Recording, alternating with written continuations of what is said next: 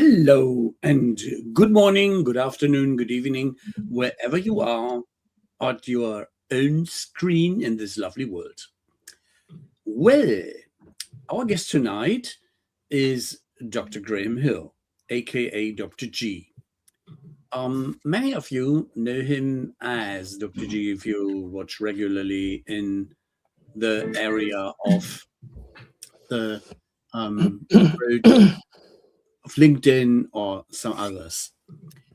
The aspect of the HMI, the Hannover International Machinery Fair or International Fair, was a teaser for me, so that I was curious how Graham, as one of the strongest voices on how AI is changing the customer experience, the operating model, the decision rise, the governance skills and accountability, not just tools and journey, would discuss with us how a fair as a loudspeaker, as Thomas said, or a window of opportunities which are existing or which come in the future might have a certain influence on the sideway on what is happening in CX and what the vendors will show and what they will not show.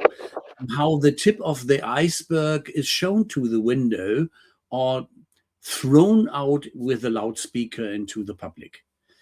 To discuss this and to go a bit, that's why he is, from our perspective, the perfect guide to interpret the Hannover Fair signals and where AI and where it moves from insight to execution and how that reshapes CRM service and customer trust in Europe. And as you already have heard, Graham is one chap who loves to be prepared, has a lot of paper around him. And what we discussed yesterday is that there are some interesting observations coming around what we discussed for the show. So we will try to decode or demystify what a fair might be of an influence. And also, I want to share the one or the other aspect I took away, or which were my takeaways from the Hannover Manufacturing Industrial Fair 2026, such as that there is a movement to be observed, that they no longer discuss only the human in the loop, but the human on the loop, that there is even more some power coming to the human being as taking some decisions. Graham, what is your first take on Hannover Manufacturing and Industrial Fair? How is it useful, or is it a good loudspeaker, or how, just to say, is it a window of opportunities where people still find what they might look for? A good question. So I think there's an obvious easy answer, which is these fairs are always really, really useful because it brings people with similar interests together in one place.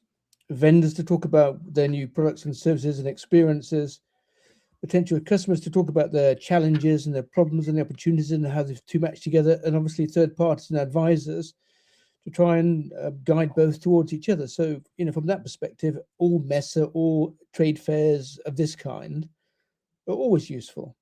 And they always, and the vendors do make a huge amount of effort to bring together the latest thinking, the latest products, the latest services in a way that is understandable and potentially actionable by visitors.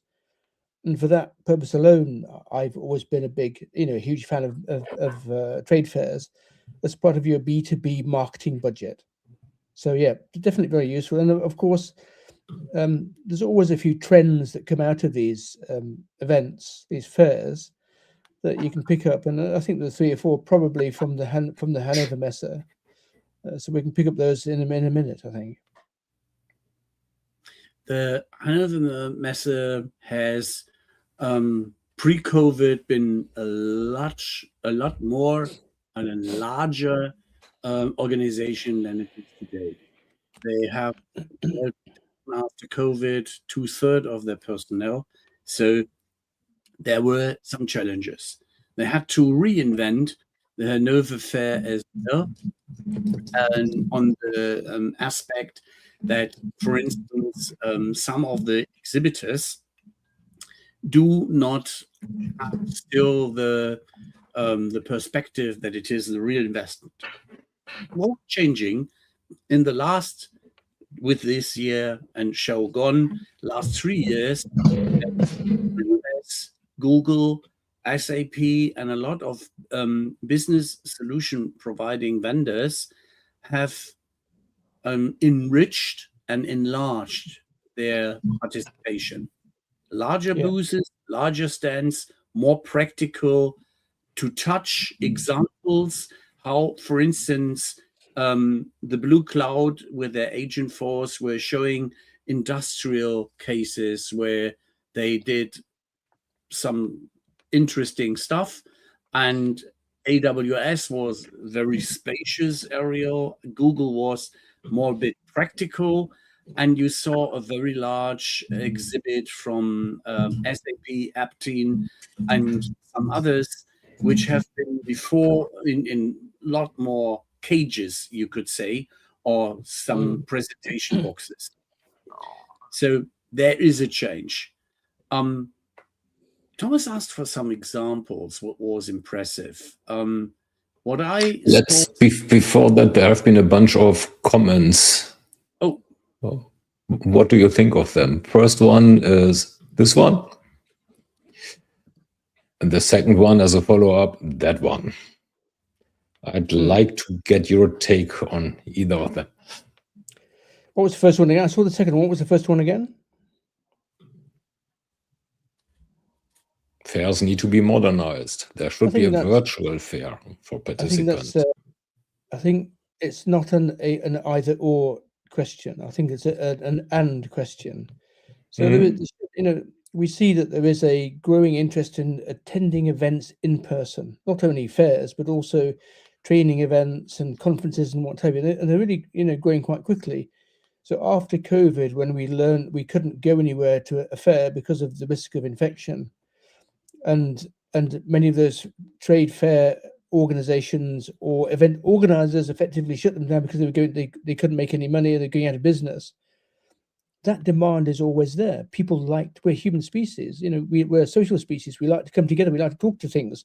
It's a great day out. You can go and talk to lots and lots of people about various things in a way that you cannot do with a virtual fair or virtual conference or virtual training event.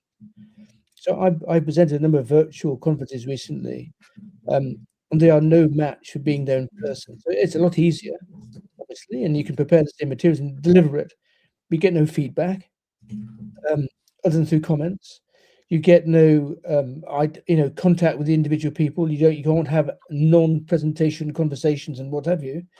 And this is a lot of the value of the trade fairs anyway. So my view would be the trade fairs and the events and the training events and so forth should be in person, but there should also be a virtual option for those who physically cannot attend. And we have the technology already available to us, so we can have our cake and we can eat it. It's not either or.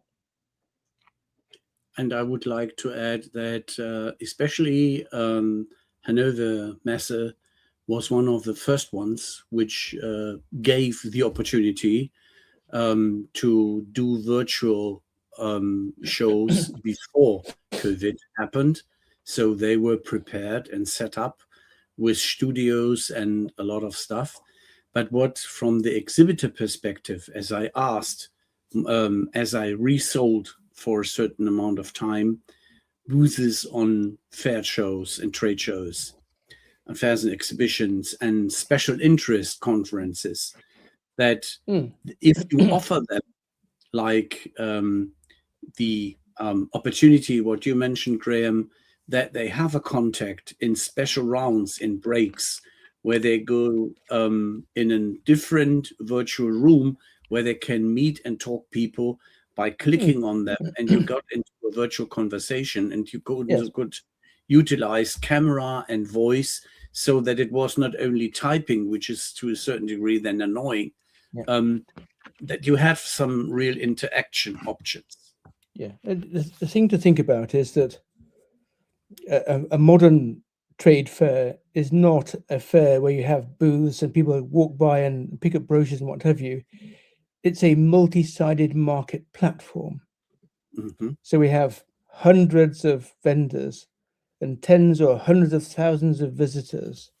But you have a whole load of other things as well. You have the conferences, you have the special workshops and what have you. You have the training events that go on alongside. You have demonstrations. All those things are going along all at the same time.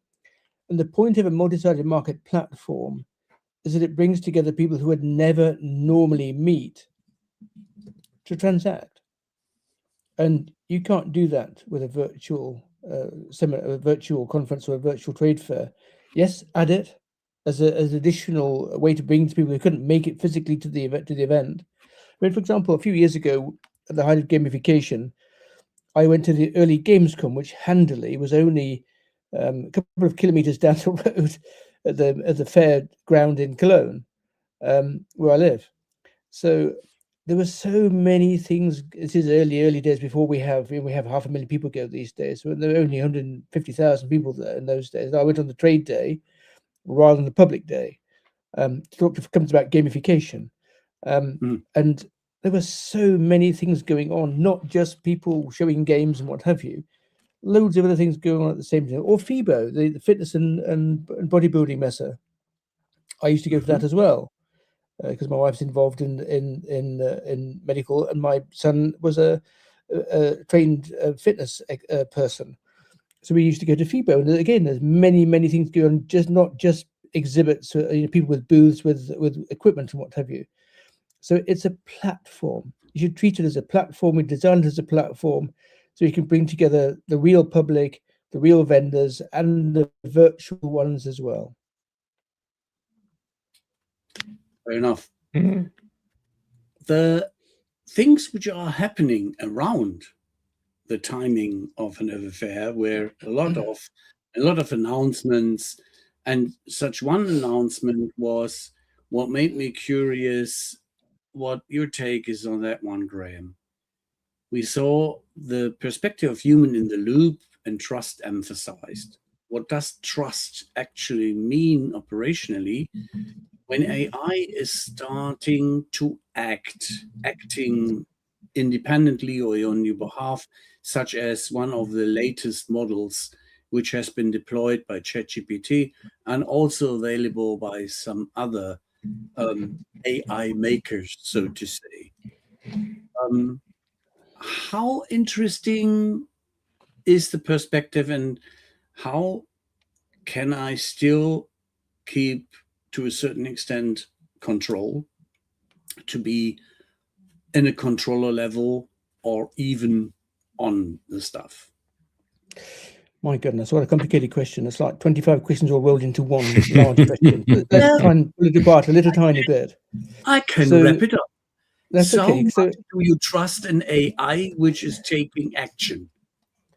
Yeah, so it's a very good question. So agentic is a very big. I mean, one of the key themes that came out of the Hannover Fair was the move from chatbots towards that basically answer questions badly, in my experience, as in a B2C environment. However, different to B2B, towards agentic workflows. So now that agents are acting on people's behalf, they are bringing together lots of information, they are making decisions, they are carrying out actions, they are passing those actions on to other agents or to humans through a handover process. So that they're objects with agency is how I think about agents. So clearly, you do need to be able to trust the results of what they do. Otherwise, why on earth are you employing them? And from a CX perspective, if you just go back a little time, back to the 1980s, then we have the serve call model, and out of the research into service quality, and out of the serve call model came the RATE framework. So 5 factors that we find universally are critical when judging the quality of a service experience that you have, and all experiences are service experience. That's where we go. If we go for service, we don't go for the experience. Generally, we go for the service. We get an experience. And those 5 factors, the most important of those was reliability. So when I go to have an interaction, when I go have the same interaction tomorrow or next week or next month, the interaction is basically the same high quality interaction I had previously, not that it's completely different. So an agent that produces a wide variety of probabilistic answers has a direct impact on reliability, and that's not necessarily a good thing. So you're always going to need to be able to trust the outcomes or the results that your agents generate, and we have a growing interest in governance as a consequence. So there is a complication, if you like, or a level of detail below, which is if you think about the decision part of what agents do, some decisions are very clear. We have best practices. All we need to do is identify what sort of decision we need to make and then make it. There's no difficulty. We probably don't need a probabilistic LLM agent to do that. We can use a deterministic machine learning type agent instead, because we know what the answer is, we know how to do that. So that's probably 35% of decisions in most managerial situations. Where we have things that are more complicated, where we have to analyze and then work out what to do, then we're going to probably end up using a probabilistic agent, maybe with a human in the loop at some point, whether it's directly in the loop or observing or in the loop for exceptions or whatever, to ensure that the results that you get of that action are what you expect, and get back to the reliability element. When you go into the complex domain, that's another 25% of your decisions. So I like that. We're now at 65% now, or 60% rather.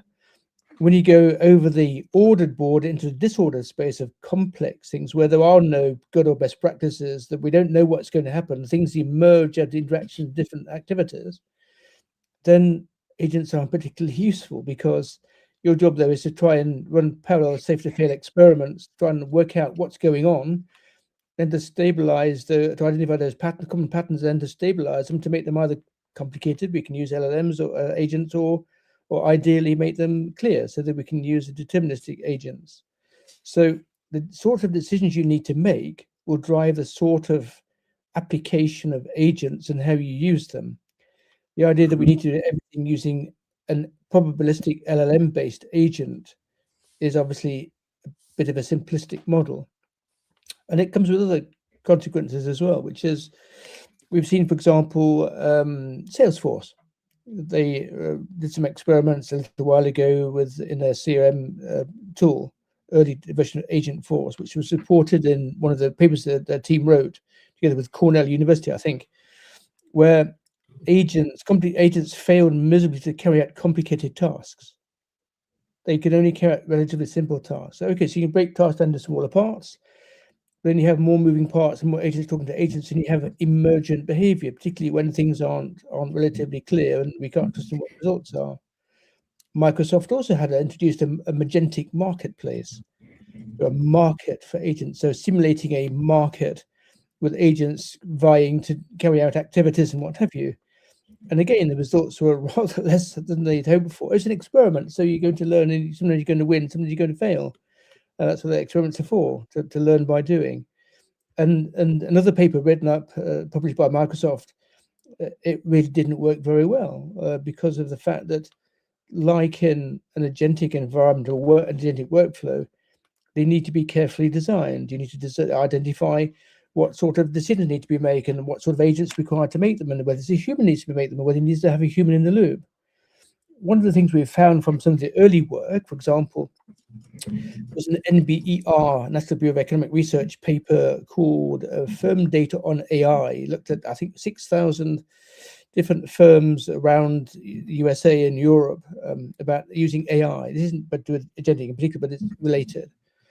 And what they found was senior management had a very rosy perspective on AI and what it would do in terms of cost savings and productivity growth and reduction in workforce.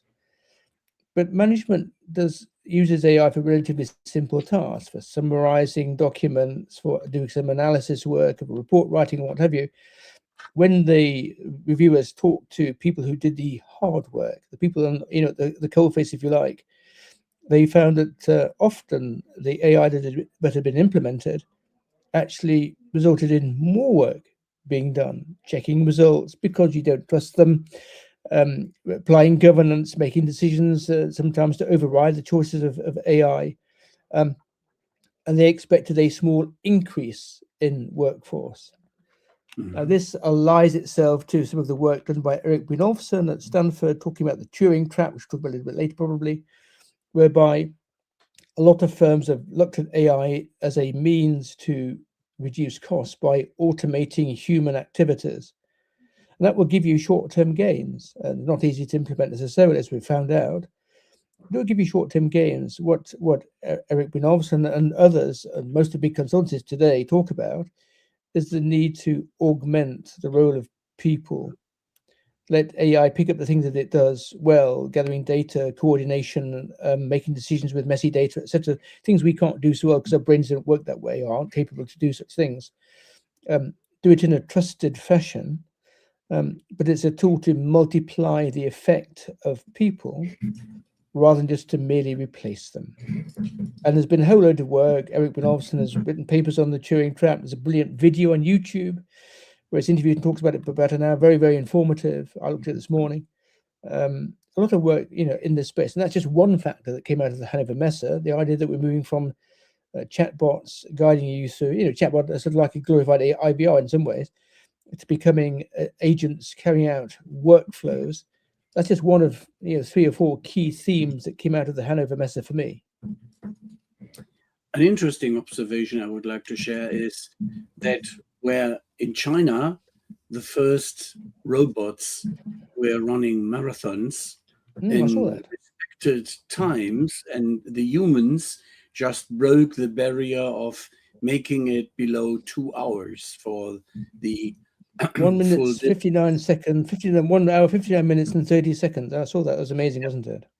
And I was impressed, and I asked myself, having heard the news that a robot did it in China, or several robots in some respectful times, that the robots you could see on Hannover Fair were always steered with a remote control, and they were not walking independently, neither the dog-likes nor the smaller kid-like size. Yeah, the Boston Dynamics ones. Yeah, I was it's a early bit days robotics, isn't it? disappointed. It's early days. If you've been to a car car factory, well, I've been several in the past with Ford and Toyota and what have you.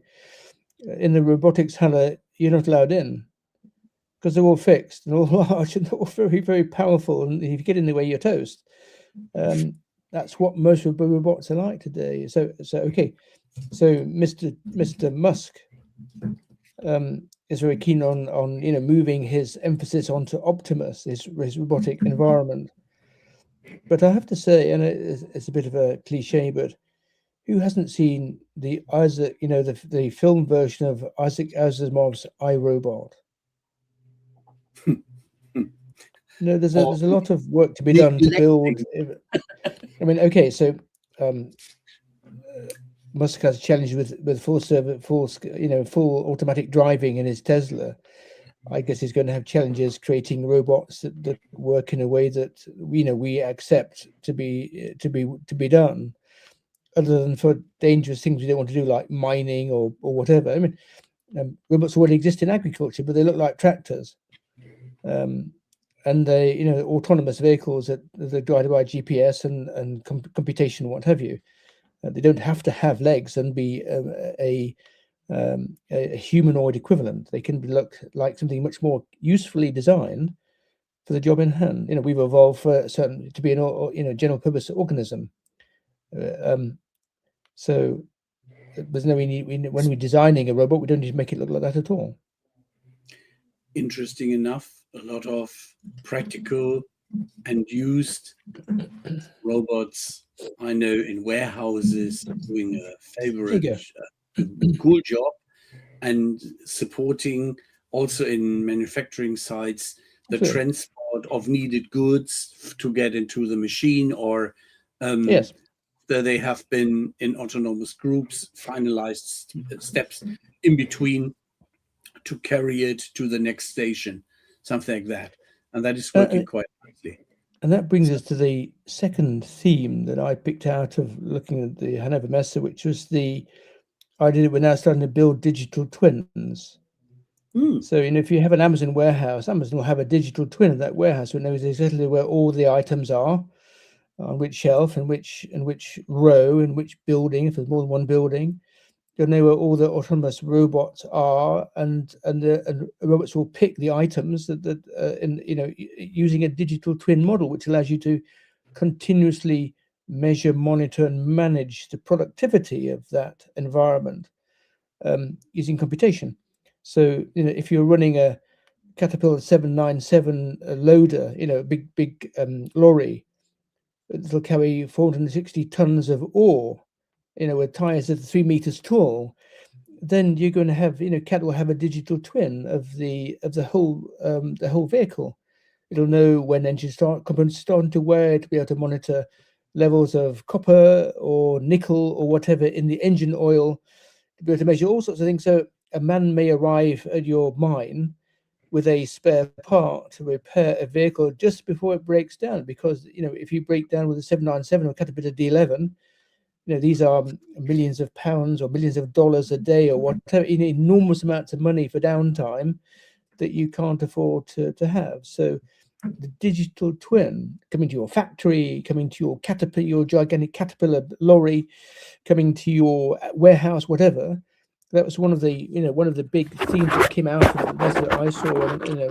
SAP and Bosch were busy showing their platforms to illustrate how all that works. So it's a big theme in B2B. In B2C, I don't think it's quite so powerful yet, all that's talked about, but in B2B, it's definitely a thing that's definitely there already. Okay. The other observation where some people were showing is I looked always to guided tours. So technology tours from Hannover Messe, or more sophisticated topics like a general ERP tour, or MES, or Industry 4.0, or Yes, the CRM. And it was quite interesting to see that a lot of people from German-speaking Europe, so not from Brazil, not from Colombia, not from other faraway positions, were very interested in ERP and in the MES material, the shop floor control and preparation and stuff. And I was surprised that some of the tours had more than 40 people as participants. So that is quite tricky to handle if you walk them around to several booths of several vendors, pre-selected, and to see how detailed they go in also some customer-related questions. Yeah. And might there be a silent move that ERP becomes, to a certain extent, the CX system of the near future? Interesting, isn't it? I mean, this is bringing out the third theme. If the first theme was about the move towards agentic workflows, the second theme was the move towards digital twins. The third theme I picked up was this idea of having an Amazon-like dashboard, or how to describe it. Supply chain transparency, I think, is how I read about it somewhere, where you can see exactly what's going on in supply chain, just like you can in Amazon. You know what you bought, you know where it is, you know all sorts of things about it. The ability to have all that information about your orders from first to last, steps in the process, and having information available to you. This is B2B, so we're not talking about orders like an Amazon, but it's an Amazon-like environment. So you can, keep track of everything that's going on in the supply chain. And it becomes, we're providing tools now to replace some of the things we might have done in a B2B environment for a customer in the past, a tool that they can serve themselves using data and LLMs to ask questions and what have you, as well as the other traditional deterministic tools. So you have full visibility of your supply chain and the ability to act upon it, again, through agents or through human interactions or whatever. This is a big thing. And of course, then your supply chain becomes part of the experience because you're running it now rather than having a third party running on your behalf and sending you an occasional report. When I worked with Toyota, I did some work with the fleet part of the business as well, looking at how we did CRM for the fleet. The fleet is very different to retail or standard automotive selling. So all the tools we provided to the fleet side of the business were way more advanced than the tools we provided to the B2B, to the B2C side of the business, because they needed different tools. And this is just doing that only, using AI to multiply the benefits you get from having radical transparency over your entire end-to-end supply chain and the ability to manage it yourself. It's an exciting time built upon the ability to have enormous sources of data and AI to pass that data and understand what it means and identify patterns, and then to coordinate actions that would be beyond the mental ability of even an Alan Turing type brain to understand all the moving parts. Mm-hmm. I was just having. You're just stunned with silence now, aren't you?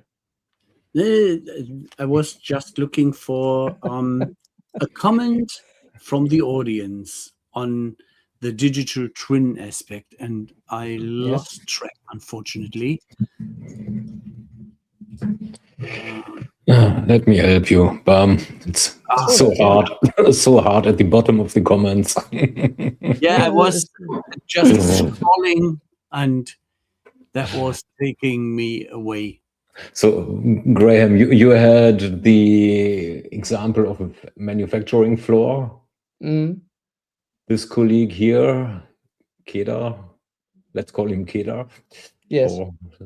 For shortness abbreviation purposes, considers ports, AGV loads, and unloading containers as even more interesting. I know, but I think if you think about it, in your manufacturing facility, you have many different parts of different shapes and sizes. In a port, you don't. All of your parts or your objects you're dealing with are shipping containers of 1, 2, or 3 standard sizes. Your 40-foot shipping container, your 20-foot shipping container, whatever it may be. So having a digital twin so that you know exactly where on the ship all of your containers are and what's in them as part of the ship's manifest, and be able to track the location of those containers as they're deposited in various yards around the port, and then put on lorries and transported elsewhere, is a very, very good example in my view, because all the component parts are the same size more or less, of how you would use a digital twin to automate ports. And the shipping container is actually really interesting. If you look at Paul Chowdhury's book Reshuffle, which is, as I've said before, is the only book on AI that I recommend people should read. And if you're only going to read one book on AI, Reshuffle is the book without questions about it. And he talks about how city-states like Singapore reorganize itself around the shipping container. And when, because before shipping containers, you had different size lots inside holds on pallets. You'd put in a crane with a net, perhaps, to lift up the pallets out of the shipping hold. When you introduced containers, everything became automated. The emphasis was on the container. So Singapore reinvented itself around the ability to have standardized containers. And that was the foundation for Singapore's commercial success today. Everything else was derivative of that. And Chowdhury describes it well in parts of his book. And it's a seminal lesson. If you have standardized components, what you can do with automation and obviously now digital twins becomes a really powerful tool to be able to, as I said before, measure, monitor, and manage rather your port your factory, your warehouse for operational benefits. It also introduces another thing, which is something that, Michael Porter, we're going again a little bit off to it. When he talked to me, that we're going to go around the houses. So it's another one of those examples. So when Michael Porter was doing his early work on strategy, he identified 3 sources of competitive advantage. One was being the cheapest, lowest cost provider. Sure, if you're the lowest cost provider. Another was having meaningful differentiation, which is where we go today for CX and why CX struggles so much, because it's not strategic. But there was a third one, and that was operational effectiveness, so being the most effective at operating your business. But because in the past it was quite difficult to protect your IP, if you like, in terms of how you run your operation because of spillover effects, then your advantage was quickly competed away if your business was attractive and they had your earnings were not sufficient to cover your cost of capital. So it was never really a competitive advantage. It didn't allow you to compete on operating effectiveness. AI may change that.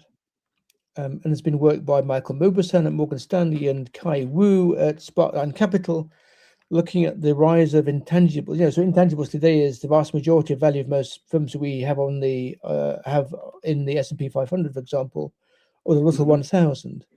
There's a 2.5 to 1 ratio, from what I remember, of intangibles versus tangible assets in terms of valuation of companies.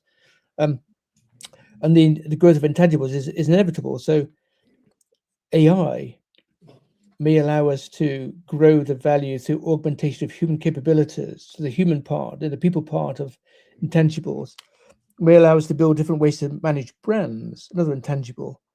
May allow us to create new IP that we couldn't have in the past through vibe coding, for example.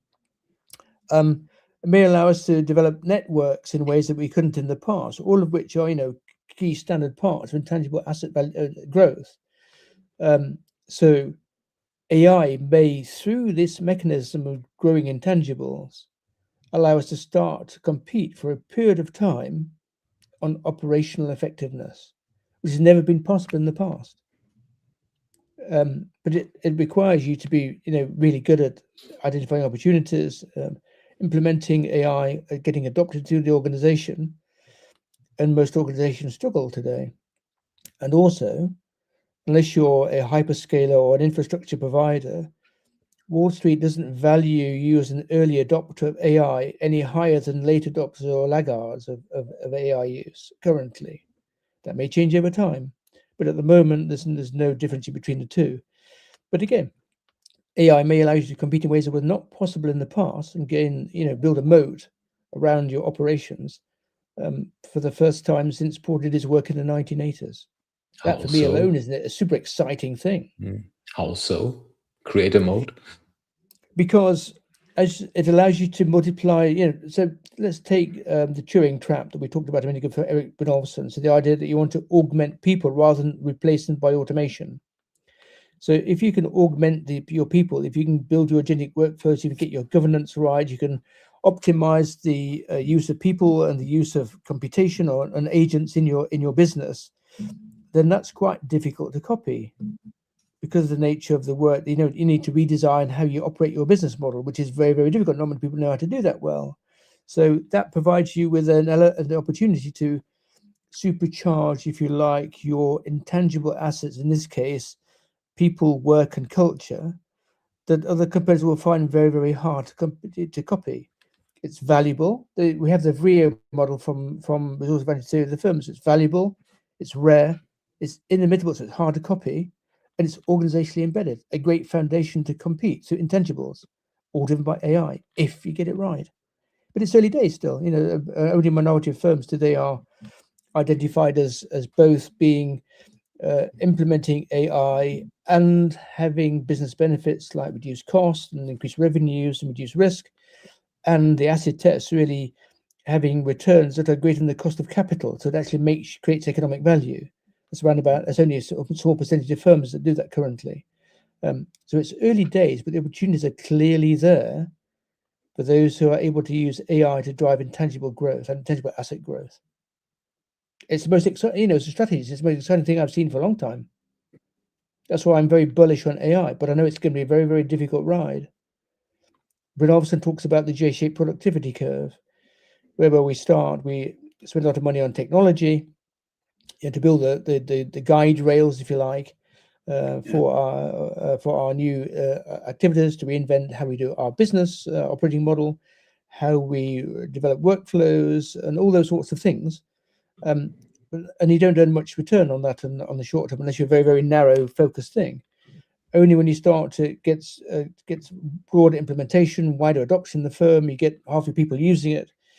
And that takes time to build all your complementary capabilities and manage the associated change. We start to climb the long stem of the hockey stick of the J-shaped productivity curve, building out your intangible assets where all the value is. Brynjolfsson says this could be a 5 to 10 year thing, and that wouldn't be surprising. Look how long it took before we get the benefits of electricity, or the steam engine, or railways, or the internet, or other things.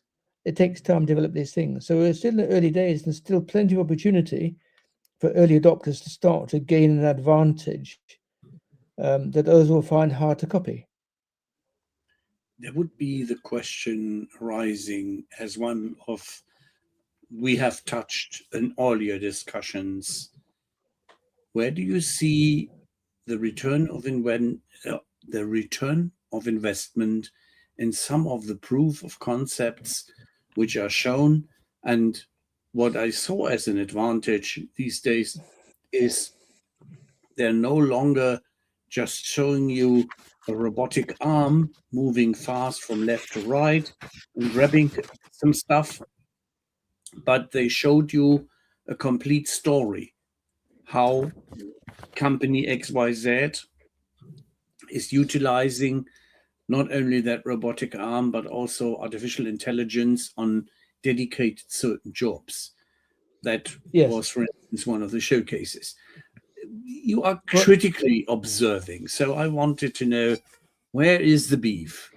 The return on invest on dedicated products of it is a very good question. So, trade fairs are like CEOs making investor calls. They're going to, it's in their interest to play up what they have, even where sometimes those things aren't quite so visible. So, for example, Salesforce has gone all in on, agent force, and is changing its whole raison d'etre to being an agent-driven organization.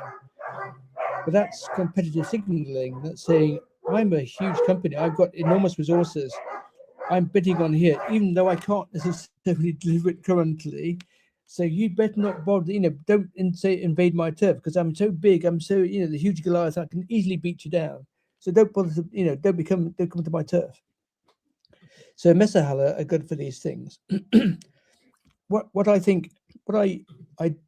did a little bit of analysis of some of the trade fairs and some of the trade stands and their case studies in the Hannover Messe, and I was looking for three things. I was looking for case studies.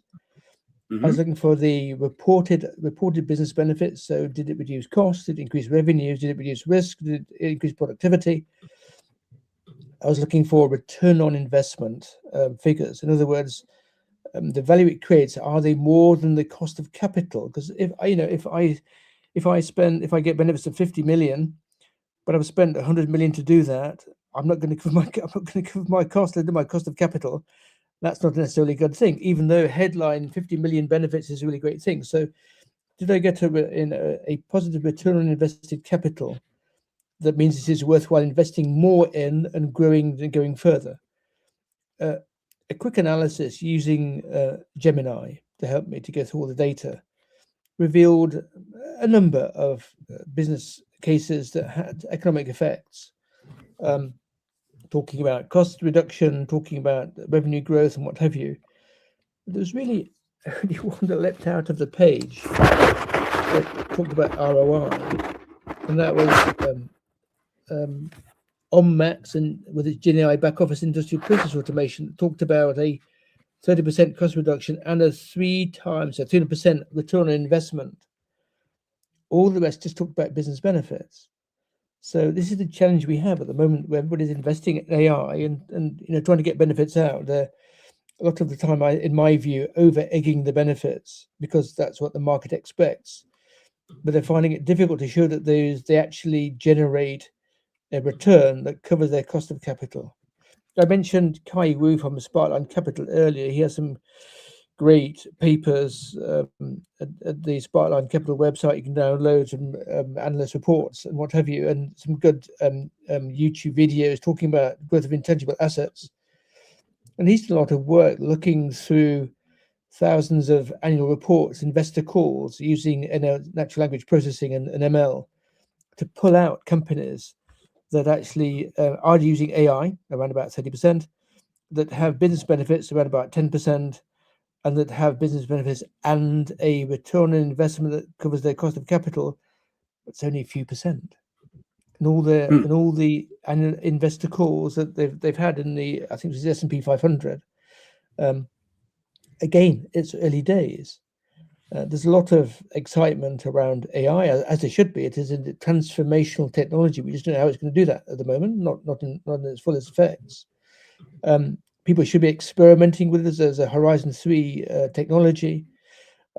People should be looking to get benefits from it, but they need to be able to show that it actually covers its cost of capital. Otherwise, you're not going to invest any further. And we've seen some reports, admittedly of very small sample sizes. The MIT reported a while ago that said 95% of POCs fail. Why do they fail? A variety of reasons. For me, the biggest reason they fail is because they're standalone, small-scale experiments rather than getting everybody involved who needs to be involved in implementation and adoption. I talked in the past about the A3s that I used to use at Toyota and the MOASHI process of walking things around the building. That's how you should run pilots, not as a standalone experiment. I insulate from the rest of the business, that then the business looks and say, great, but what do I do with it now? How do I implement it in my business operations? We need a different way of doing proof of concept, less proof and more integration as part of that process. But it's a learning activity. We need to learn how to do these things. Fortunately, AI gives us tools to do that better anyway. So the tool can help itself to prove its benefits from a business and from a financial perspective. It just takes time. It's early days. If you think of you may have come across Vinaya Satyar's change curve, and it has a defining event at the beginning, and then after that defining event, you have a period of chaos, which is where we are today with AI to a certain extent. Then performance goes down as people struggle, and then there's a unifying idea is identified, and then things start to again climb up the long stem of the J-shaped productivity curve, the hockey stick I talked about earlier. We're still in the chaos stage, I think, largely. We haven't started to identify a unifying idea. It's still too early. It'll take some years before that's really done on an industrial scale across the whole of business. Early adopters have a huge advantage, even though if they're not rewarded by Wall Street currently, to start to experiment and identify what works and what doesn't. Good Johnson & Johnson. They had a let 1,000 flowers bloom approach to early use of AIs and LLMs in particular. They ran something like 900 experiments to find the 15% that drove 85% of all the benefits at the end of that process. And they're the ones they focused on. So how when we go to our talk to companies, how many experiments are they running? 5, 10, probably not more than 20. They need far more to be able to identify the use cases that really work and identify how to do those things and to build out the complementary capabilities, get all the benefit out of AI transformation. This is hard work, and we've never done it before. We've never had to reinvent our operating model in the past. It's all new, and not many people know how to do it. We're learning by doing. Believe you. Especially the observation we came to that adding artificial intelligence just in your brand's name is helping you to get a better stock resonance on Wall Street. Yes. Or what you provocatively mentioned as a shoemaking company just Allbirds. just renamed or mentioned that they are into compute, and whoosh, the stock rate is accelerating. Yeah, they were a very popular brand. I think they were won by President Obama in the past, and many other celebrities. A wool-based sports shoe, all natural, had a very high valuation. I think in the hundreds of billions, if not billions, in the past. Fell upon hard times as fashion moved on. They decided just like that to rename themselves as Allbirds no longer making shoes. They sold that. I think they sold that as a distressed brand for 24 million. I seem to remember in the back of my head, to another PE outfit, and basically renamed the company, and they're now building data centers and compute. Providing an AWS type service. Yesterday they're providing woolen-based shoes. Tomorrow they're providing an AWS, similar compute service. And as you say, the stock price went through the roof because Wall Street loves AI stories. That's why everybody's talking about AI. I've been to clients in the past where you'd only get funding for projects if they had AI somewhere in it, even where AI was inappropriate or you didn't have the data. It's the only way to get funding for projects sometimes. Bonkers. Where do you see the approach that when we see that AI is inside some core processes, what's, as I suggested, is the bright line between safe autonomy and unacceptable autonomy in existing use cases? But again, that's a design decision. We talked a minute ago about clear, complicated, complex, and chaotic. We don't need to worry about chaotic situations. If you've got a clear situation, we have a best practice. All you have to do is, and you can automate it relatively easily because it's standardized. It's best practice. And again, I'd be looking to use machine learning, deterministic model rather than probabilistic model to do that because we don't need probabilistic elements.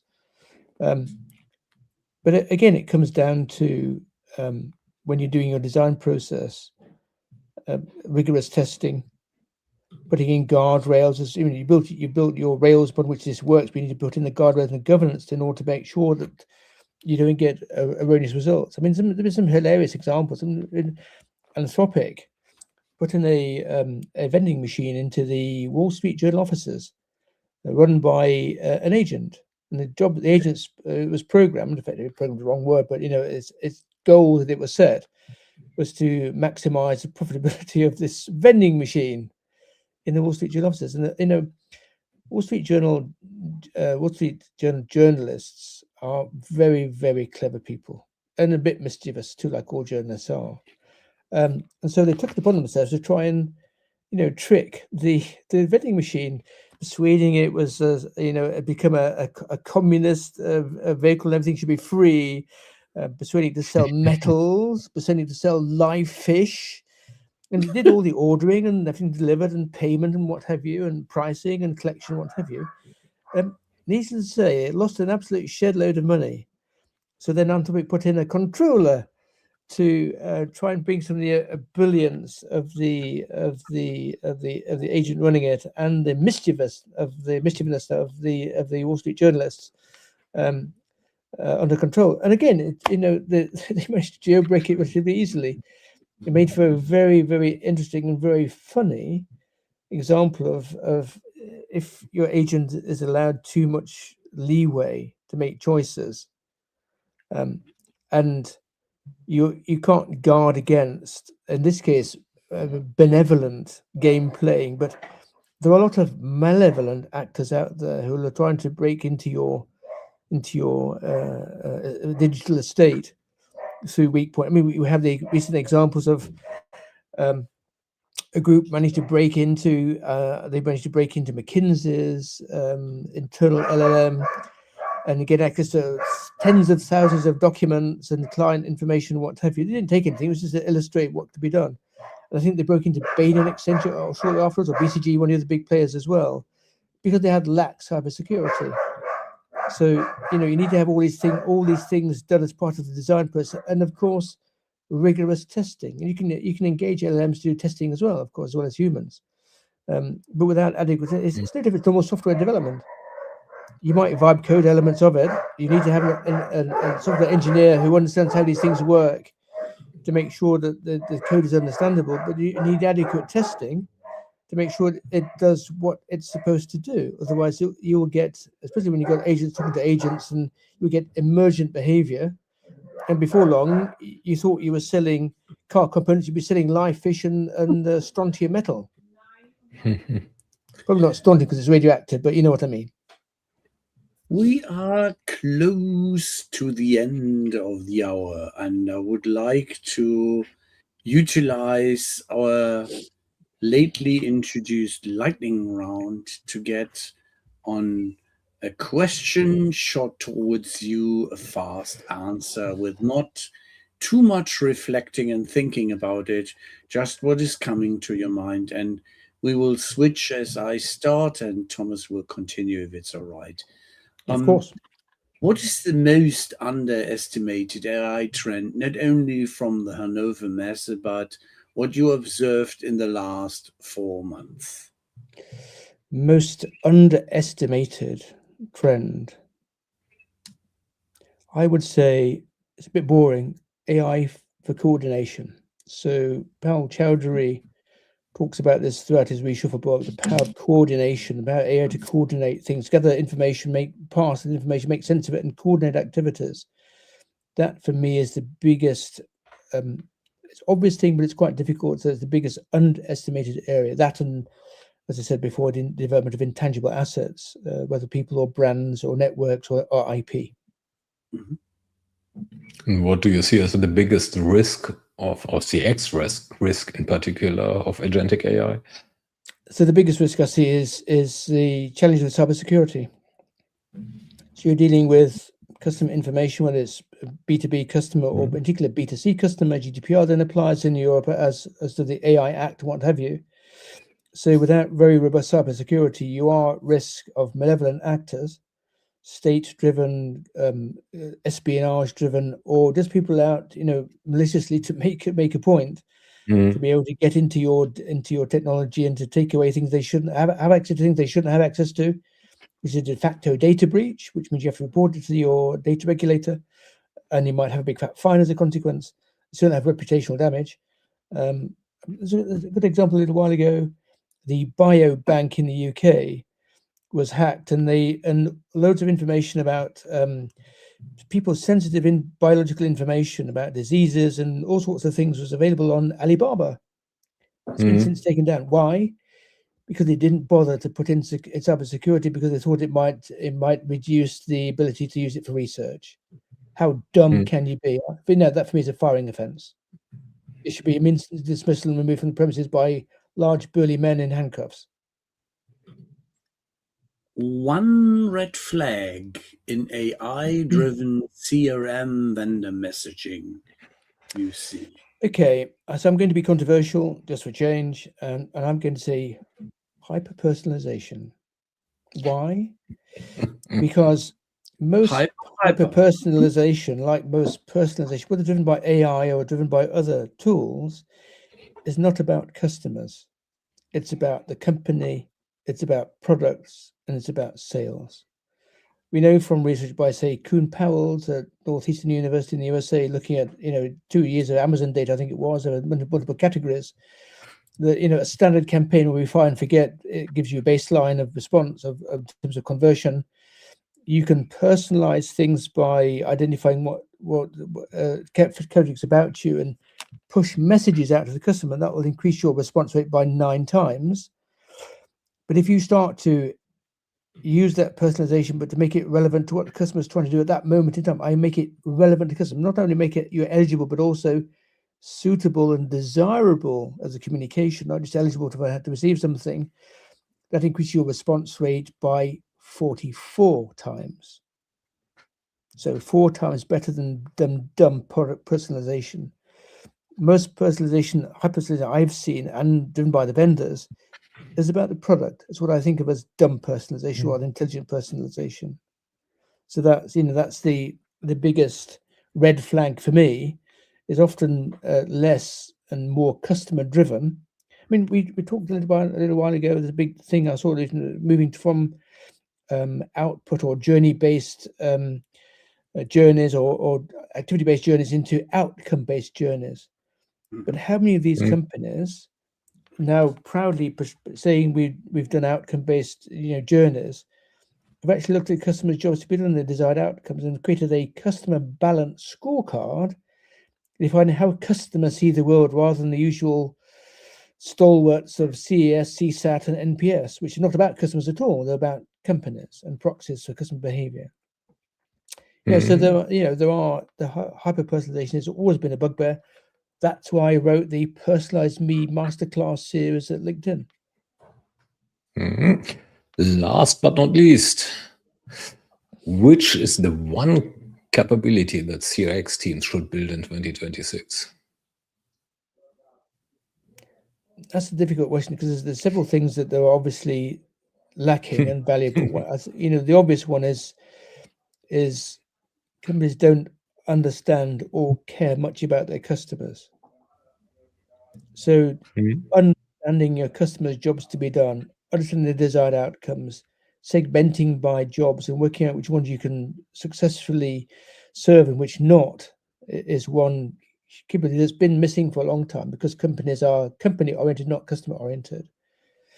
The other capability, I think, keeping on track, is the ability to run multiple parallel safe-to-fail experiments with AI, trying to work out what use cases are going to be valuable for you, how valuable they're going to be, what complementary capabilities you need to be able to build to get the most out of them, and how to facilitate the change that you're going to need to do as part of that, whether it's workflow or operating system or organization design, to be able to embed this in how you run your business. That's big missing capability.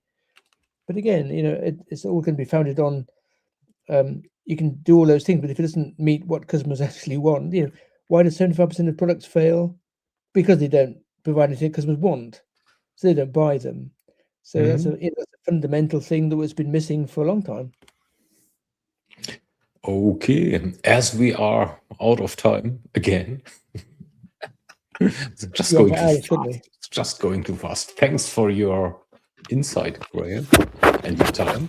My pleasure, as ever. And well, thanks for all the interesting questions that came in from the side as well, and from the audience. And in general, next week, there's a new CRMKonvo, surprise, surprise, another episode, this time with Dr. Volker Hildebrand, and another PhD,